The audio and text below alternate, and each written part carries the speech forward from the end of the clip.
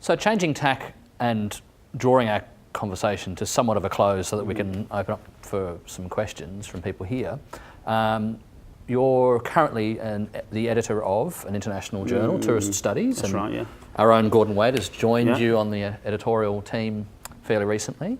Could you tell us a little bit about that journal to start with, and your involvement in that and where it comes from? Yeah, okay. I mean, I guess I kind of have a real affinity for the journal because I was asked to write in the first issue. So that already, made me feel quite sympathetic to it. But at the time, I think my whole kind of experience of tourist studies stems from my PhD. When, at the time that I started the PhD, there are certain academic fields where the same ideas circulate over and over again and nothing changes.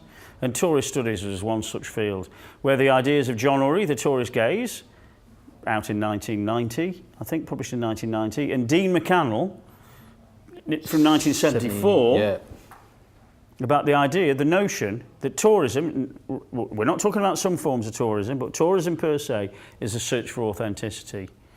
Okay, and this was and is kind of clearly absurd, that there might be some forms of tourism, sometimes in certain places that represents somewhat of a search for authenticity, but to claim that all tourism is a search for authenticity, I mean, I don't even have to get into the debates. It's clearly ludicrous that that's what tourists do most of the time, or all of the time.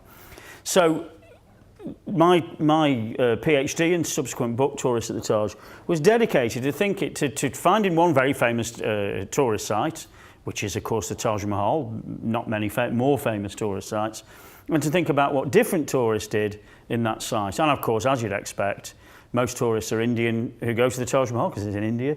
And there are different kinds of tourists. There were probably sort of 6 main groups who carried out completely different practices from each other at the Taj Mahal. So, for instance, the package tourists, the British package tourists, many British package tourists, would go there and they come to India with the sole purpose of seeing the Taj Mahal on their 2-week-long tour to India.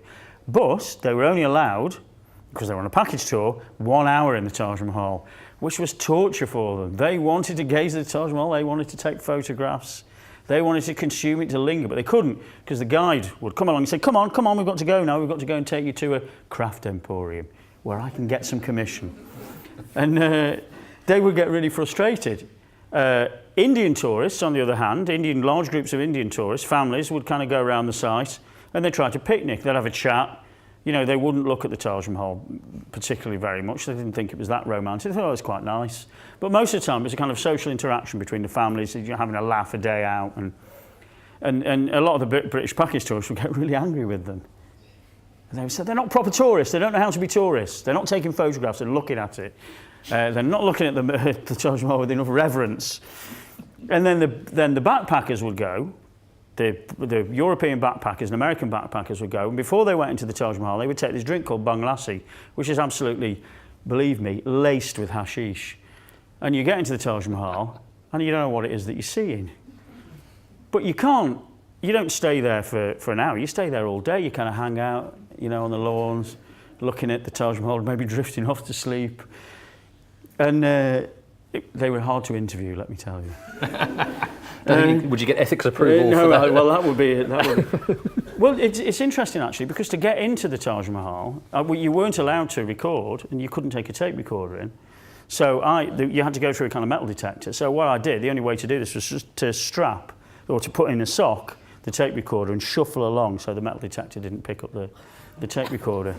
Works every time. So anyway, the point that I want to make about tourist studies is, so the whole project of doing research at the Taj Mahal was to look at the different ways in which people were tourists, or the multiple ways in which people were tourists. There's no essence to what a tourist is. It kind of seems obvious now. There's no essence to what a tourist place is or represents, or indeed what people can do there.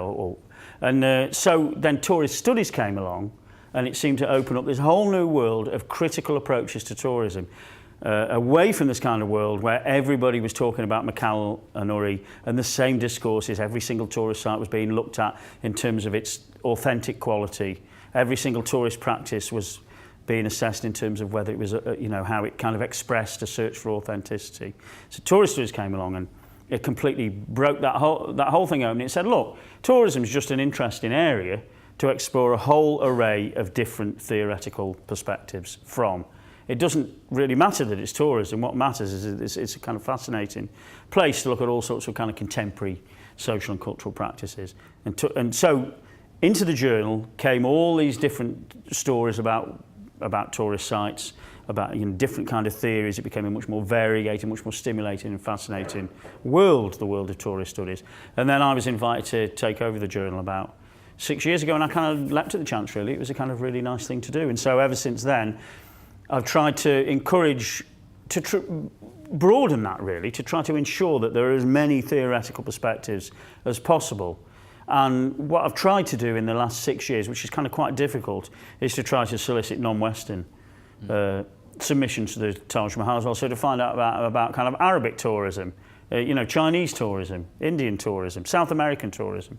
And I've succeeded to a limited extent, I think, but that would be the next step, to kind of move away from the always enormous ethnocentricity of geographical, social, cultural theory.